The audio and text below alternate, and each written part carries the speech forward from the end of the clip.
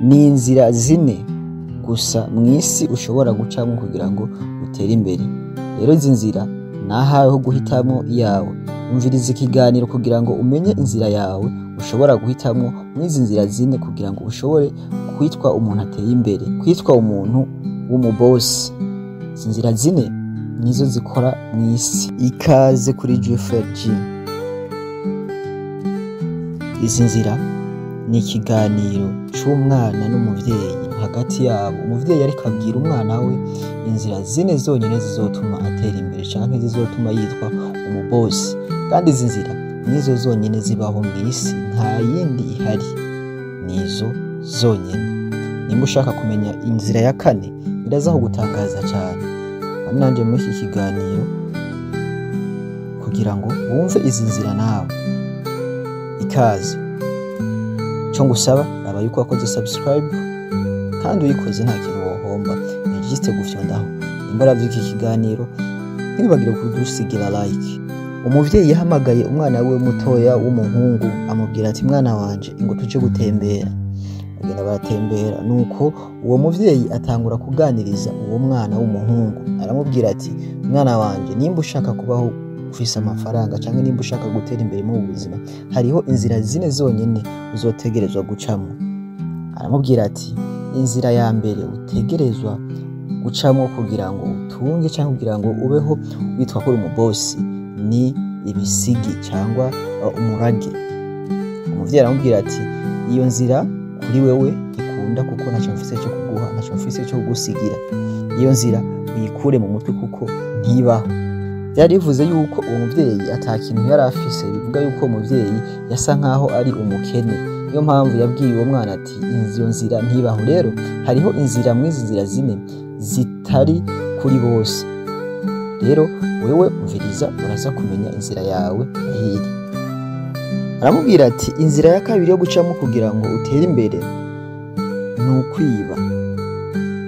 Kwiba nyene ukuba umusuma nyene ukibibira. Ariko uyu muvyeyi arabuye umwana aramubwira ati iyi nzira no kuri wowe bisa nkaho idashoboka, kubera ko kwiba biragusaba kwihangana, biragusaba gukomera, biragusaba n'imbaraga. Navuga pouvoir, kwa kundi umuntu ashobora kuba yarabaye ikintu nyene abantu batinya canke ari nk'umutegetsi kanaka, hamwe avuga ijambo rikijana ku buryo ashobora kwiba amafaranga menshi ntagire umuntu amubaza n'ikintu na kimwe. Rero umuvyeyi yaramubwiye ati niyi nzira mu maso yawe canke kuri wewe isa nkaho idashoboka.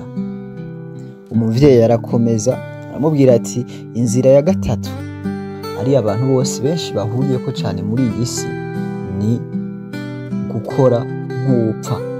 Nukuvuga ngo nukuja gukora ukavuga ati ibi bintu ndabigiyemwo swate nzoronka amafaranga, nivyanka nzopfa. Nukuvuga ngo nugukora utitangiriye itama, nugukora kwa kundi uvuga ati iki kintu ntikidakunze n'ubundi nugupfa n'ugupfa. Ati iyi niyo nzira nawe mwana wanje iri imbere yawe ushobora gucamo ugakora ataco witayeho ku giciro ico cyose kugira ngo ushobore kuzokwitwa umubosi cyangwa ushobore kuzokwitwa umuntu akize. Ati rero iyi nzira niyo abantu 80% bahuriyeko aha mw'isi. Rero nawe ugomba kuyicamo kandi iyi nzira irashaririye. Ati iyi nzira irakomeye cyane, iyi nzira uzohura na vyinshi, uzotemba uvyuke bazogusuzugura, ibintu vyose bibi bibaho bishobora kukubaho uciye mu iyi nzira. Ariko niyo mahirwe yonyene ufise mu buzima bwawe kugira ngo ushobore kuzotera imbere. Hanyuma bageze ngaho umuvyeyi ahita yiyorera arahora. Wa mwana arabasa ati papa kwere kutabandanije, ati mbwira inzira ya kane numve nayo ingene imize. Se araba umwana arambwira ati inzira ya kane ushobora gutuma utera imbere takenshi nibanga ku bantu, ariko inzira ya kane ni ukwitaba umuhamagaro. Ndavuga gukorera Imana. Si ukwitaba umuhamagaro ugakorera Imana icyo witayeho iby'isi ukita nkaho utabibona, ariko ukagenda gukorera Imana. Ati iyi ni indi nzira ishobora gutuma witwa umukire ukaba umubosi. Ati uzoraba abantu bashinze amashengero canke bitavye umuhamagaro w'Imana bakagenda gukorera Imana, ukuvuga ngo bo babitayeho iby'ubwami bw'Imana, ngo bisigaye ngo Imana ikabongera ngo ikabuha umugisha. Uyu mugabo yari yaratahuye neza yuko izi nzira zine arizo umuntu ashobora gucamo akagira gute agatera imbere. Ico gituma nakubwiye ati inzira ya kane iratangaje cyane, kubera ko abantu benshi ntibayiyumvirako. rero uyu mupapa canke uyu muvyeyi yarazi neza iyi nzira ya kane nayo nyene ko ari inzira ikoreshwa mw'isi kugira ngo umuntu ashobore kwitwa ko yateye imbere. Hanyuma umwana ahejeje araba se aramubwira ati none papa mwizo nzira zose zine ati wewe wakoresheje iyihe kugira ngo utere imbere?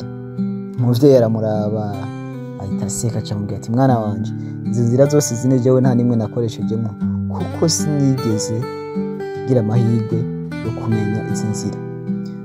Nimba rero nawe ugize amahirwe yo kumenya izi nzira zine zituma utera imbere, wamaze kumva aho uhagaze, wamaze kumva inzira yawe ishobora kukorohera gushika ku byo wifuza, nahawe rero gukora, nahawe guhitamwo ukagira amahitamo ku nzira yawe. Wakoze kumviriza iki kiganiro je wumva ni Roy Jufwe Jufwe, mubandanye mukora subscribe, murakoze cyane.